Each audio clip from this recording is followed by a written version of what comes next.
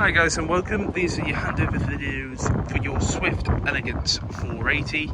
These are a basic setup guide on how to set up the caravan as if you were coming off site. Starting off first, we have your black hitch head here, and black lever which you have to have pulled up, so you can then wind it down onto the jockey belt, snap down that black handle, push up that red button and expose a green ring. There is a breakaway cable just there that has to be put through an eye point if you have one, if not wrapped around the tow bar. You have your handbrake here which you just disengage like so and engage by just pulling up. You do have 13 pin electric, so if you do have 7 pin adaptation, make sure to bring yourself an adapter. 2 points side to side and 2 points at the back, we have inserts for your legs. The caravan itself will come with a leg winder, or you can get yourself a 19mm drill bit and a power drill just to make it that bit quicker. Now this specific caravan has come fitted with leg locks. You will have the adjustment point to be able to put in there to put your legs up and down. Do not attempt to jack up or level the caravan using your legs though, they're simply used for stabilisation.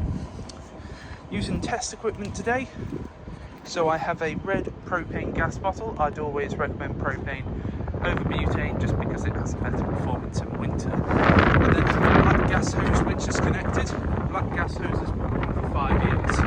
That connects from the bottle onto this regulator just here. What you want to do is hand tighten that as much as you can and then just nip it up using a spanner. You don't want it ridiculously tight because there is an O-ring inside which can cause it to crack and then leak out gas. Once both sides are firmly connected, make sure you do so. Coming on to the opposing side, starting off first, we have your flue. Your flue is used to get clean air in and out of your boiler. Don't have to do anything with this except make sure it's nice, clean and tidy. Just here is an external shower point if you were ever using that to, I don't know, wash off the dog or your mucky boots, whatever it may be. Then just here I have an aqua full of clean drinking water. Now there are 2 separate plugs here. The one below, as you can see, doesn't have any electrical pins. The one above does. That is direct to tank. This is direct to tap. So the top one will take it onto the onboard tank system, whilst the bottom one goes straight to the boiler and then to your taps. Now, with regards to this, it is on a trigger system, so you have to press the trigger to be able to remove it. You then have this plastic cup to go over the top of the aqua to ensure that no nastiness gets in. Then at the bottom we have your strainer. Now it's crucial that the strainer sits at the bottom of the barrel, as otherwise it can lead to coughs, gasps and splutters. Now these do have a bit of a tendency to curl up, so my recommendation is to get some PVC tubing, put it around the bottom so it's always nice and straight. Plug it in, you just press in, nice and easy, can't be removed without pressing in the trigger. Next to it we have your battery locker. This example does have a battery fitted, and if you ever need to remove it for whatever reason, you need to get yourself either a 12 or 13 spanner. Next to it you have to plug in for your mains. Mains plugs in nice and easy, and a little bit of a cutout to be able to remove the thread through the mains lead. Motor mover will be gone over on collection, and then the last part is your toilet function. So just underneath here we have where your wastewater will come out of. You'll need some 28.5mm waste pipe to feed into a waste master that you can empty out at the appropriate point on site. This here is your cassette toilet. To remove it, press up on the handle and pull out just like so. This handle will also extend out and up and can be used similar to a carry-on suitcase. What you want to do, get to your point on site, twist this head to the side, open up the cap. You want to tilt, and at the same time as tilting, continually press the vent button. My recommendation is to then open up this compartment here, feed it some fresh water, give it a bit of a shake, and again tilt and vent. Then on this cap here, you have measurements in both imperial and metric, and that is for your blue chemical. Blue chemical goes onto that cap, into that slot, press it in so that the orange handle sits behind those white teeth. And just above, we have your flush tank. The flush tank itself can hold around 12 litres of water. However, I wouldn't recommend putting in any more than 10, as you don't want to overfill the compartment. You can also add some pink chemical, which works as a bleach without being corrosive and makes your toilet smell nicer. Now, you don't want to travel with either of these two full, so just up here, got a little bung to drain off any remaining water in the system. The caravan itself will be fully drained off before you leave with it. Then underneath your right hand side seat, you have first your boiler just here, which is your outer boiler, and then if you pull down this panel, you have this here. So you have two yellow drain valves just there. Horizontal position allows it to flow through. Vertical position, which is the position it will be left up in, is the drain position. Then you have this white toggle here. When it's facing the way it is right now, that is external supply, so the water straight from the aqua. However, if you wanted to use the internal supply, you'd switch it down to this position. There is also a diagram just here telling you that internal tank supply goes down with both of them horizontal. External is in the position as it is now, pointing that way, and both of them diagonal, and then drain position, switch both of them up.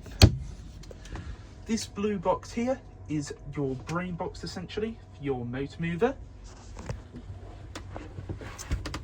And then the last bit is inside this cupboard here. You have both your trips and fuses, all your trips in the upright position, all your fuses in the correct position. You then have heating and hot water illuminated, showing that that's active and working. Charger illuminated, meaning that the battery charger is working. You then have a reverse polarity button just there, which allows you to switch over from AC to DC, so if you were going international. And then you have a complete system shutdown button. Press that in, nothing inside the caravan can operate. Then just here we have your main control panel. So there is a sensor on top, which essentially if you whack your hand in front of it, it will flash up. You have your on and off button just here, and then you can cycle through. So right now 13.1 volts are coming into the caravan. Now that is from the mains lead itself, that is not from the leisure battery.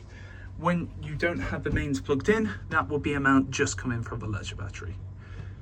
You can circle through. 16.2 degrees is the current internal temperature.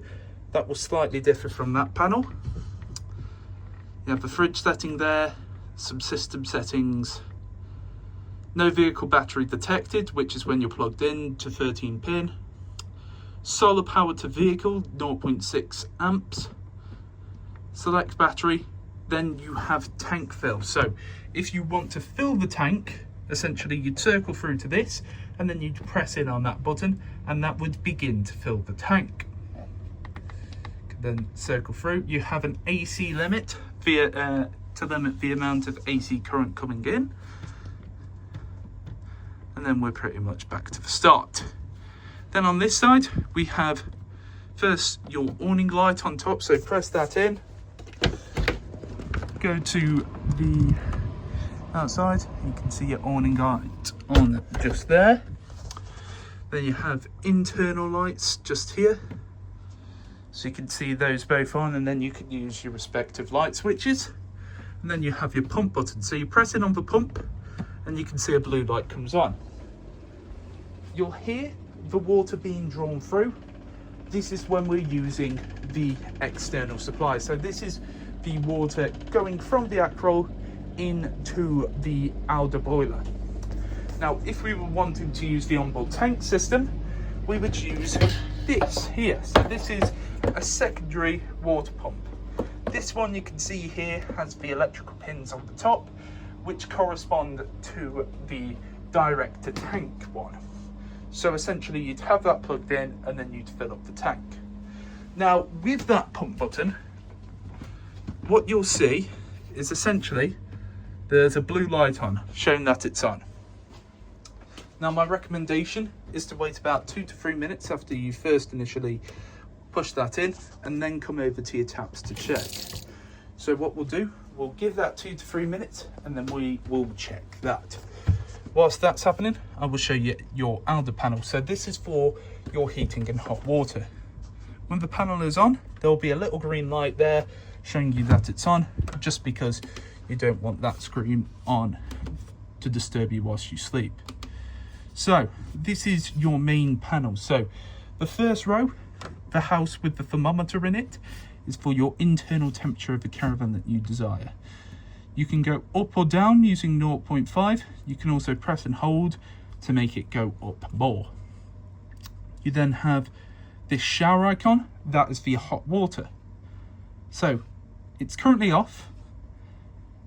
I either have off or on for that.